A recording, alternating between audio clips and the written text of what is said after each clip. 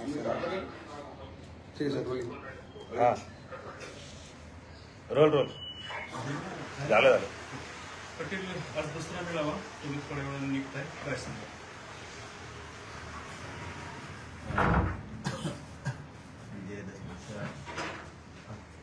सगळ्या महाराष्ट्र आणि भारतातल्या सगळ्या बांधवांना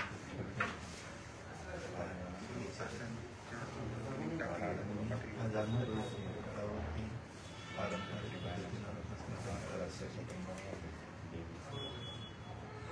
पारंपरिक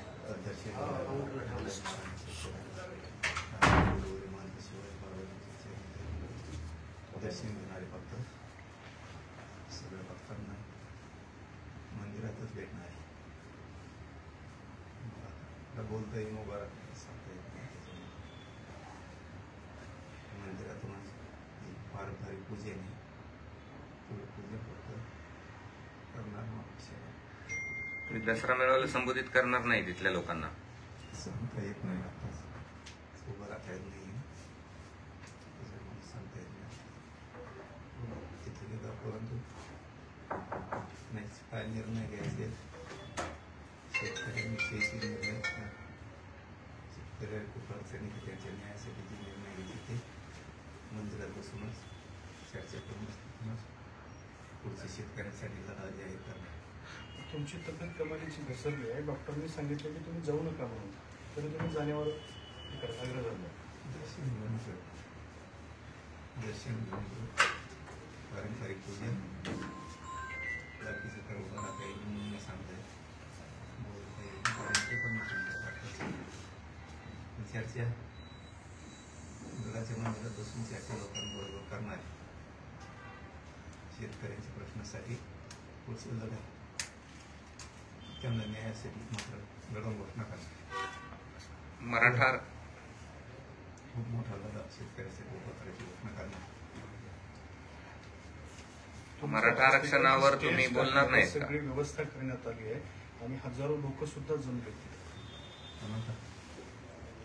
शरीरात वेळ प्रसंगी भाऊ शक्य नाही.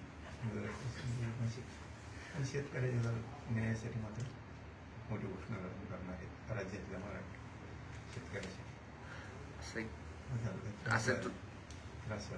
तुम्ही असं म्हटले होते की नव्या GR नुसार जर सर्टिफिकेट निघाले नाही तर दसरा मेळाव्यात मी त्याचा पुढची दिशा ठरवेल.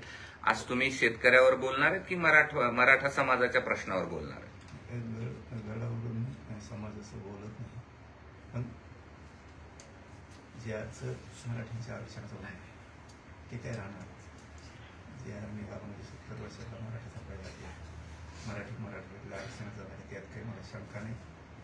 न केली काय न केली योग्य साहेबांनी पण पाठीमागच्या 2-4 दिवसात सांगितलं ज्याप्रमाणे मराठी आरक्षणासाठी आणखीन गावदेवळचं समीकरण आलं या गोष्टीने आलं थोडं वेळ घ्या.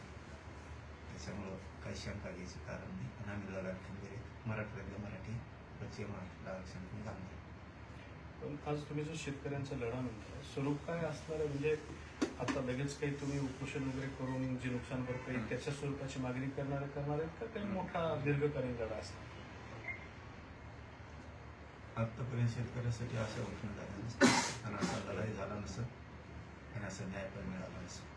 तिन्ही विषय असा लढा उभा राहिला नसत, असा कोणी घोषणा पण केला नसत आणि मग शेतकऱ्याला असा न्याय पण करून दिला नसत. एवढी मोठी घटना होणार. धन्यवाद. थँक्यू.